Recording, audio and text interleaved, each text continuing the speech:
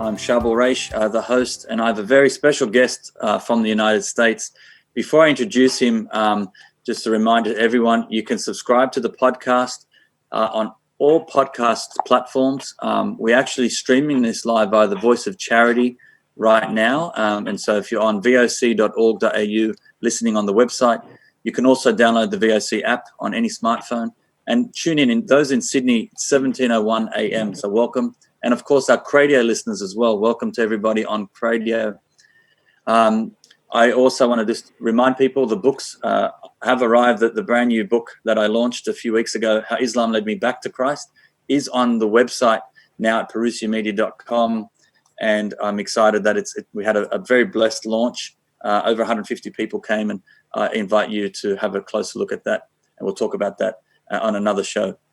My guest today, I'll read this straight off his website, and it's Dr. Peter Kreeft. He's got a PhD. He's a professor of philosophy at Boston College. He loves five grandchildren, his 4 children. He's got a wife, and he even loves his cat and the one God. He's got a bit of humor. He's also written over 95 books. Some of the popular ones: A Handbook of Christian Apologetics, Christianity for Modern Pagans, Fundamentals of the Faith. And Dr. Peter Kreeft joins me right now. Good evening for you, Dr. Peter Kreeft. Good evening to you. Thank you for having me. Thank you very much for joining. And we've sort of been in touch very lightly over the last 5 years, on and off. And I've been following your work for probably 19, 20 years now, since I came back to my faith in a big way. And I have to say, I don't know if anyone has written as many books as you that's still active out there now in teaching on the faith as substantial as yours. And it's been such a refreshing experience for me, and such a privilege to have you on and to speak to the man, the author behind all those books I got to read over the last 20 years. So thank you for joining us. It's probably an obscene number of books. Someone once said to me, "I'll bet you have written more books than you've read." I didn't know whether that was an insult or a compliment. I'd like it being the first time on this show, on our podcast, and there still may be people not familiar with you in the church. I'd like to just get to know you, spend the next half hour together, and getting to know who you are. What you've had a long career, and you're not a cradle Catholic yourself. Could we start sort of at the beginning, a little bit about what got you into the church, your faith, a bit of your upbringing there?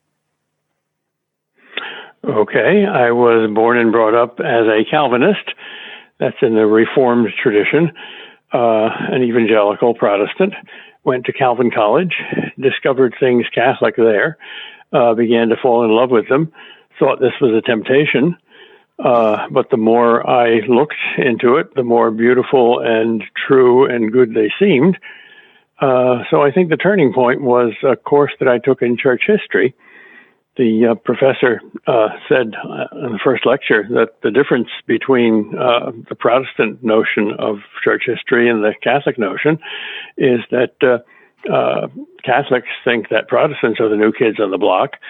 So he warned us, someday you're going to meet a Catholic and they're going to say, "Are you a Christian?" You say, "Yes." And you say, "What kind?" And you say, "Well, I'm a Calvinist." And they're going to say, "Oh, well, you're in the wrong church. You're in the church that John Calvin founded 500 years ago. We're in the church that Jesus Christ founded 2,000 years ago. How do you answer that?" And nobody had an answer. So he drew 2 pictures on the board. One was a picture of an acorn growing into an oak tree, and the other was a picture of Noah's Ark with some barnacles clinging to the bottom of it. And he said, the Catholic theory of the church is that Jesus founded the Catholic Church in its rudimentary form, and it gradually grew into this enormous big business that we see today. And the Protestant theory is that it's just the opposite. The Catholics are the new kids on the block. Jesus founded a Protestant church, but it gradually got all these barnacles on it, all these alien growths from outside, from Greek rationalism and Roman legalism. So finally, Luther and Calvin were like sailors that said, "Hey, we've got to go overboard and scrape these barnacles off, or the ship will sink." So I remember saying to myself, that's what I want to believe, because I don't really want to become a Catholic, but I've got to have reason for it. So I raised my hand and said, Professor, do you mean that if my Catholic friend and I both took a time machine and went back to the first century and worshiped together, that I as a Protestant would feel more at home than he as a Catholic? And the professor said, that's a very strange way of putting it, but yes, that's what I mean. So I said to myself, good, all I have to do is read the early church fathers and find how Protestant they were to assure me that I'm in the right church. Well, you know the rest of the story. Yes, praise God you did. How many, can I ask, what year are we talking about here? Or how far back are we going? 1959. Wow, praise God. Graduated from Calvin College then. I think that was back in the Jurassic Age. Weren't there dinosaurs roaming around then? So you lived right through an interesting time in the church as coming in the 60s and 70s. All times are interesting times. There's a famous Chinese curse that says, may you live in interesting times. So true. How was it in the early years as a Catholic? How did you get into this work of being a professor as a Catholic? What were you do? Did you sort of dive into theology, philosophy, sort of in Catholic colleges, or how did that work out for you in your career? Well, I first dived into it at Calvin College. I compared Thomas Aquinas' Summa Theologica with Calvin's Institute, and I said, this is the difference between a molehill and a mountain. And I discovered that the Catholic Church didn't teach many of the heresies that, as a Protestant, I was taught that it taught. For instance, if there's one point that an evangelical will insist on, it's salvation by grace, not by good works. So I read Thomas Aquinas' treatise on grace in the Summa, and it asked 12 questions, all of them in the form of, can we do this without grace? Can we do that without grace? Can we ask for grace without grace? And the answer to every one of them is no. And I said, my goodness, Thomas Aquinas says the same thing Calvin says. He's not a thinly baptized pagan at all. And then the thing that really threw me for a loop was the Eucharist. Not a single Christian doubted the real presence of Christ in the Eucharist until one isolated heretic in the 11th century, Berenger of Tours, who eventually repented. And not until the Reformers did you have the radical idea that this is only symbolic and it's idolatrous to worship it. I said, how could the Holy Spirit have fallen asleep for 1,500 years and let the whole church commit the most ridiculous idolatry of confusing bread and wine with the body and blood of God incarnate? Good question. Very good question. And so many, I imagine, of your friends at the time would have seen this, but not put the two and two together. What was that like for you as you are sharing these truths? Well, it was certainly not comfortable. I lost a lot of friends. I shocked my family. It took years for that reconciliation to happen, but eventually it did. And it's the best thing I've ever done in my life. Thank God you did what you did, and God has a plan, and we're going to unveil a little bit more of the work you've been doing ever since. But, were you married at the time, or did you marry after that? Oh, that's a story too. When I was baptized into the Catholic Church at Yale University in 1960, the only Catholic I knew was the girlfriend of my college friend, so I asked her to be my godmother. At the time, I was thinking seriously of becoming a priest, so there was no romance between us, but she had a great sense of humor, and during the baptism, she joked to the priest, "Hey, Father, what if I fall in love with this guy?" And the priest said, "Oh, you can't marry your godson. That's spiritual incest. You got to get a special dispensation from the Pope." A year later, we came to the priest and said, "Could you get us that dispensation?" So I married my godmother. Wow. How good that. And you have 4 children together. Uh-huh.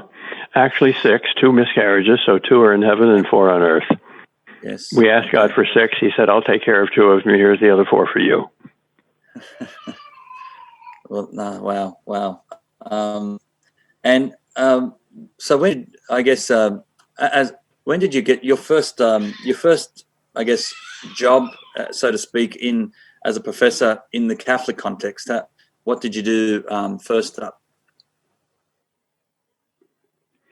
My first job teaching was teaching 4 sections of logic at Villanova to students who would fall asleep in class because it was a great athletic school, but not that great academically. I always respected the Jesuits, and Boston College had a position 3 years later, and I applied and got that, and I've been happy there ever since. I always wanted to move to Boston for a variety of reasons. It's a beautiful city, a historic city, a kind of European city. I was a great fan of the Boston Red Sox baseball team from the time I popped out of my mother's womb, I think, even though we lived near Yankee Stadium and my wife was a Yankee fan. So we had to have if not a religious conversion, at least a sports conversion in order to have a happy marriage. So she's a Red Sox fan too. And BC was delightful. It's still delightful. It's in terms of student life and student faith, certainly not terribly Catholic. Students say BC stands for barely Catholic, but it's Catholic enough to feel like home. And there are some excellent professors and some excellent students there. So it's a combination of pagan enough to be a mission field and Catholic enough to feel like home. Tell us about as an author, what do we have as your first book? What was the first book you wrote, if you can remember 95 books ago? Well, there's a story behind that too. Love to hear it. My friend at Calvin College, who was a year ahead of me, went to work for Erdman's Publishing Company, and I got a phone call. This was very early in the 1960s. I didn't even have my PhD yet. And he said, "How would you like to write a book for us?" I said, "Wonderful." We had studied in the same classes, philosophy and English, and we're both pretty bright. And he said, "Well, we're running a series of contemporary authors in Christian perspective, and we want a series of introductory books about 50 or 60 pages long. Who is your favorite author?" I said, "J.R.R. Tolkien, author of The Lord of the Rings." He said, "Fine, write an introduction to Tolkien." So I started, and a few days later, I got another phone call from this friend saying, "This is very embarrassing, Peter. I know we haven't given you a contract yet, but could you shift from Tolkien to somebody else?" I said, "Why?" And he said, "Well, because W.H. Auden, who is probably the greatest poet in the world, has offered to write a book for us on Tolkien, his friend. And you're not quite as famous as he is yet, so could you pick another author?" And I said, "Well, the only other author I admire as much as Tolkien is C.S. Lewis, but I've only read a few books of him, and I know he's written about 50 books, so it would take me at least a year to prepare for that." He said, "Fine, we'll give you no deadline. Spend the next year reading everything Lewis ever wrote." So I did, and that got me deeply involved in and sympathetic to the mind of C.S. Lewis. So I wrote a little book on C.S. Lewis. And Lewis has been in the back of my mind ever since. I'm constantly quoting him, whether I know it or not, in almost every book that I write. So that was providential. What year was that? Do you remember? Let's see. I would say that's around 1965. Okay. Wow. And so that would have been that was a popular book at the time. Fairly popular. My first full-length book, called Love is Stronger Than Death, came out of a class that I was teaching at Boston College called Death and Dying. And a student that was in that class went to work for a publisher in Boston that published mainly, strange things, not really Catholic things, but a variety of things. And I met with the editor there, and he said, "We'll publish anything. We have no constraints." They were sponsored by the Unitarian Church, but he said, "We have no theological commitments." So I gave him the book, and he liked it very much. And he said, "I just have to get it approved from the president of the company, But all 200 books that I've ever edited for him have been approved, so that's a given. Well, it was not approved. I met him on the street some years later, and he had left that press, and he said, well, now I can tell you why it was not approved. We were Unitarians, and we had no idea what we believed, but we only were committed to one thing. We knew we weren't Christians. Your book was too Christian. I said, thank you. I accept that as a compliment rather than an insult. Did it eventually make it yeah. through what's that book entitled again? It's called Love is Stronger Than Death. It's about the 5 faces of death, how death appears to us first as an enemy, and then as a stranger, and then as a friend, and then as a mother, and then even as a lover. Wow, okay. I have to make sure I read that. I haven't read that one. Then the next one I wrote was about our longing for life after death, called Heaven, the Heart's Deepest Longing. I write the books which I wish somebody else would write, but they never do, so I have to. C.S. Lewis's signature theme is this longing, the German word for it is Sehnsucht, for something we can't define, something better than we have on earth. And he never wrote a whole book about it. Actually, maybe he did, but a lot of his unpublished manuscripts perished in a bonfire shortly after his death.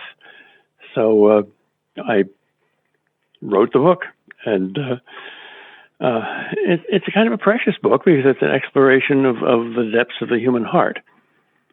And then a third book was also about life after death, called Everything You Ever Wanted to Know About Heaven But Never Dreamed of Asking, which had all sorts of theoretical questions in it, like time and space and bodies and human relationships and sexuality in the next life. Answering all those questions as kids growing up, what is heaven like, and getting to the bottom of those. That would have been a popular book, I imagine.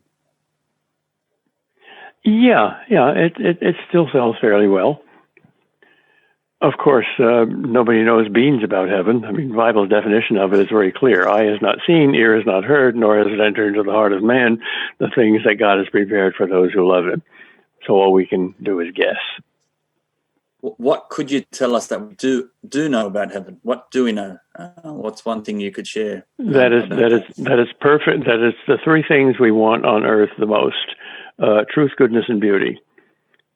Because it's the presence of God, who is the source of all truth, goodness, and beauty. So it's supreme enlightenment, and it's supreme sanctity, and it's supreme joy. Beautiful. We long to get there one day. We hope we all get there. Mm-hmm.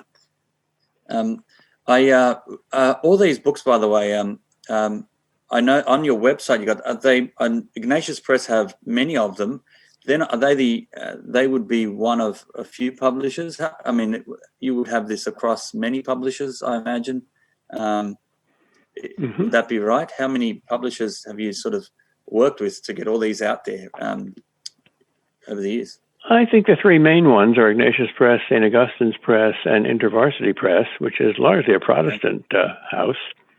Oh, wow. I got into Ignatius Press after I had written some books for InterVarsity Press.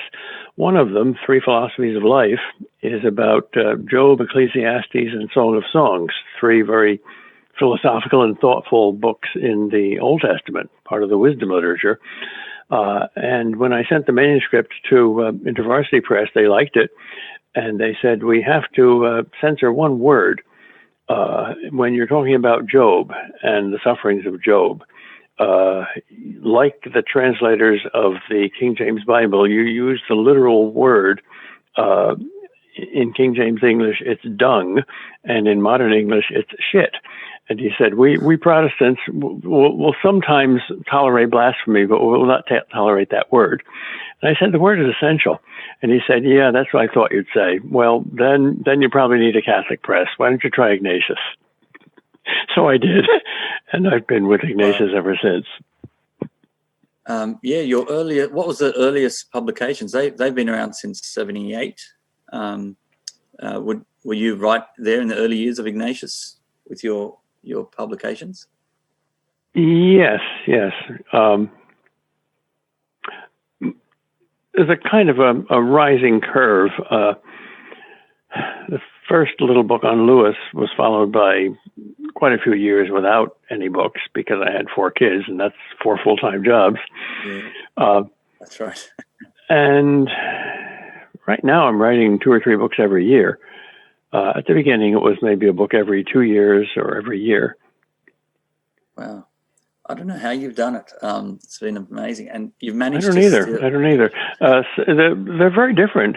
One of the books, Between Heaven and Hell, which is an imaginary dialogue among 3 great people who died almost at the same instant, halfway through the afternoon of November 22nd, 1963, John F. Kennedy, C.S. Lewis, and Aldous Huxley. I wrote that in 3 days. Wow.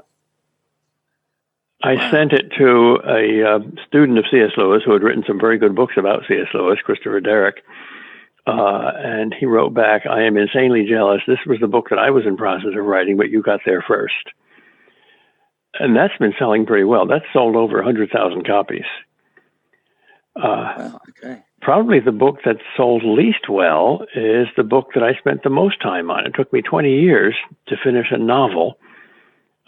Because philosophers shouldn't be allowed to write novels. They're much too wordy and philosophical and abstract and rational. So I had to ruthlessly cut out all the philosophical sections. But it's a novel of spiritual warfare called An Ocean Full of Angels. And I think it's pretty good, but apparently nobody else does. So I accept the world's judgment on that.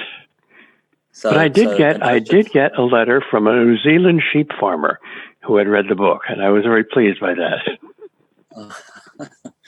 Oh wow! There you go. So people on the other side of the world have been getting it. So that's good. I might look into that one. I'm looking at it now on your website, and I could see the different categories.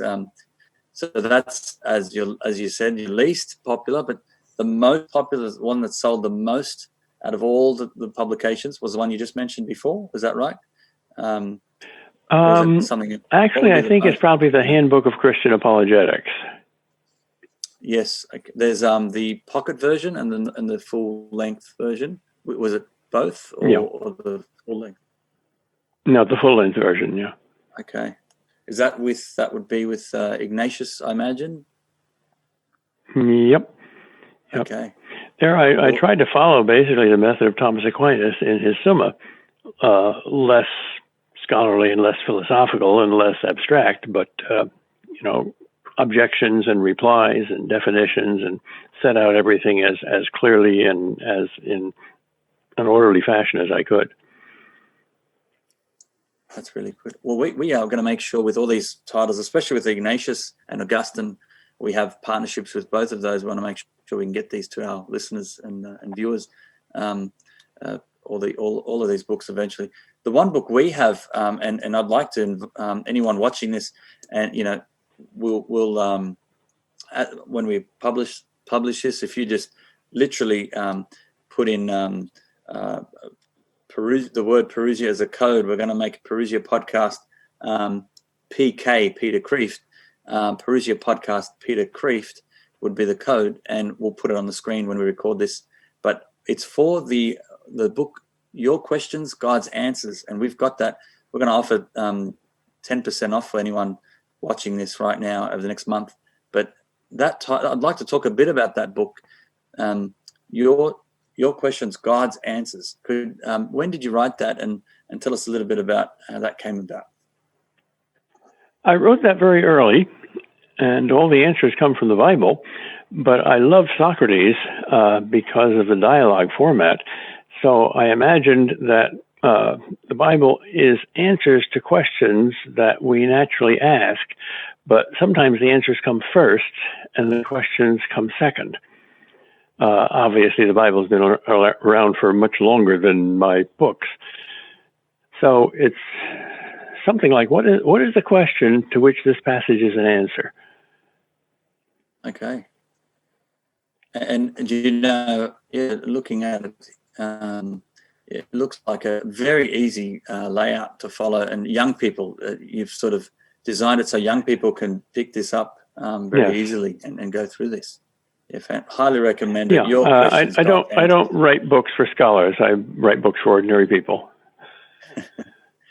And that brings me to the next point. What I love about your writing and your style of writing is you're getting really complex concepts and distilling them into an easy to understand way, very digestible for the common person. That's allowed me to at least get a taste of it, and many others. So how hard is that for you to grasp? I mean, you understand that there's real. It's very easy. It's very easy. That's why I've written so many books. They come naturally. In fact, I think God deliberately gave me a blessed handicap. I have ADD, attention deficit disorder, so I get bored very easily. So when I write, I think of myself as the reader, and I say, no, this is boring. This won't do. It's got to be better than that. I think every one of us has a number of handicaps and a number of talents. I have an astonishing handicap with computers. I will make mistakes which are so stupid people will not believe them. But I instinctively understand and intuitively poetry, anything beautiful that I see, I remember. I can't remember numbers. I have to translate them into letters. Phone numbers, I remember by letters, not by number. So I think the math half of my brain is sleeping and the other half is awake. So interesting, isn't it? That whole, how we all are different in many ways in that. But thank God for your handicap because it's benefiting for the world today. I like to invite people to visit your website. You've got a website, peterkreeft.com. Does that get updated frequently, and is that a good place for people to, I guess, get familiar with your work? I think so. I trust the fellow who runs it, Dave Nevins. I hardly ever visit my website. Have better things to do. But, there's a lot of stuff on there and a lot of free downloads. Yeah, we've got, so not only are there list of books, but there's also featured audios and then writings as well. So quite a bit of articles that are here relating to God, arguments for God's existence, autobiography writings, heaven and hell. Very, very interesting topics. And just want to, I guess, as we sort of wind up here and get, I'd like to touch on maybe to whet people's appetite about let's start with things relating to God. You've talked about love. What is love? Let's start maybe what is love? I mean, you've got the question there. You write about it often. What's a quick way we can respond to people today? It's so vast, but some people distill it. We think of Valentine's Day. We think of roses and chocolates. We think of love in a particular way. But how would you say it in a sentence? I'm a shameless borrower from minds greater than myself. So, and I also like short and clear definitions. So my favorite is from Thomas Aquinas. He says, love is very simple. Love is the will to the good of the other. Beautiful. The will to the good of the other. First of all, it's other directed. Secondly, its aim is goodness. And thirdly, it's a matter of will. It's a matter of choice. We can't control our feelings. If you think that God's command to love each other is a command to have a certain kind of feeling, then God's a very bad psychologist. I can't reasonably say to you, I command you to change your feelings to me right now. Don't feel hostility anymore. Feel compassion. You can't do that. Feelings just arise like the weather. What you can control is your choices. Yes. And your feelings can be educated by your will and your choices. That's so true. But many would mistake love for a feeling. Would use I feel this or feel that way. What is going on there? But feelings come and go. Feelings come and go. So if love is a feeling, then God comes and goes. Then his attitude towards you today is going to change tomorrow, which that's not God. God loves you infinitely and totally all the time. And to think that to say love is not a feeling, to think that means love is less passionate than feelings is like thinking that the ocean can't really be wet because it can't get wet, or fire can't really be hot because it can't get hot. Yeah, very good. You planted them. So yeah, so love is always the will of the good of the other. It's always other-centered, and it is in the will, the act, the decision. That's very good. Thank you. I think just trying to plant That's why we're commanded to love. That's why we're responsible for it. Amen. We need a world of love, real love, and we would be in a much better place if we all did that. Absolutely. A world of love would be a good definition for heaven. I had two more areas. I wanted to go into prayer and heaven. So let's do heaven first. I was going to finish on heaven, but maybe heaven now. You've touched heaven. We have a natural longing for heaven. Is everyone will to go to heaven? And then if so are we all given the same opportunities to get there? And why is it that not is everyone going to heaven? And if not, why? I mean, what's going on? We've heard people in many areas, talk about no existence of hell. Some people deny the idea of hell. Why would a loving God have hell? But then we've got this idea of, hang on, there is heaven. Is everyone destined for heaven? And how do we get there? Big questions. The answer is love. Love is a choice. I don't think everybody wants to go to heaven. In fact, I think that in a deep sense, everybody gets what they want. If what you want is what God is, you want truth, and you want goodness, and you want beauty. There are some people who are threatened by truth. They would prefer to live in darkness. And there are people who are threatened by true goodness because that requires discipline and self-sacrifice. And there are even people, especially in the arts, who are afraid of beauty. They think it's simplistic or sentimental. So if you don't want it, you don't get it. I don't think God sends anybody to hell. I think we send ourselves to hell. A Southern Baptist preacher puts it this way: God votes for you and the devil votes against you, and you cast the deciding vote. Very good. Yeah, okay. So those in hell then are not wanting to be in heaven. They've chosen to be there. Yeah, some of the saints say that heaven and hell, in a sense, are the same thing. They're the truth and goodness of God, and the blessed experience that as joy, and the damned experience that as terror. Okay. Yeah, very good. You talk about this. There's a whole section. You've got heaven and hell and different writings, and I invite people to read some of the articles free on your website. You've got great articles there.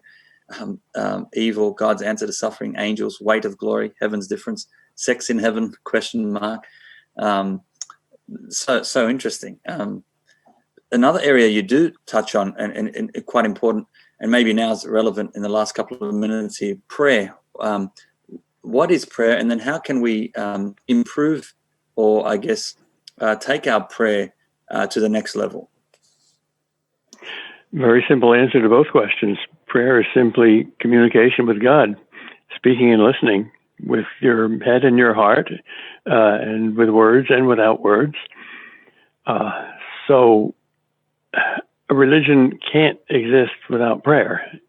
That would be like a marriage where the spouses never talk to each other. And how do you do it? Well, the answer to that question is that's not an important question. The important question is, do you do it? All the saints say methods might be helpful, but they're of, at best, secondary importance.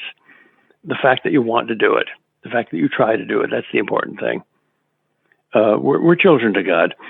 And when we were little children, little babies, our fathers didn't expect perfection. When we took our first step and collapsed, and we thought we failed, the father said, "Wonderful, he's taken his first step." It's the will that matters, it's the effort. Amen to that. But thank you very much. As we close, and I want to thank you for your time, praying that you stay safe in this whole environment. Is your university now life at the moment? Classes are off, face-to-face classes are have stopped? Are you in lockdown at the moment? In your state? Yes. Actually, the university is closed down, and all classes are online. And after valiant efforts, I finally learned how to conduct classes online today. Fantastic. I didn't think I could learn that. So there is hope, you see. Very good. There is hope, yes. Sometimes pigs do fly. Oh, who knows? It's very scary. It's a fast-moving world, but at the moment, what a reminder, this whole pandemic with the COVID-19, great reminder of how precious things are and how we can't take things for granted. Mm-hmm.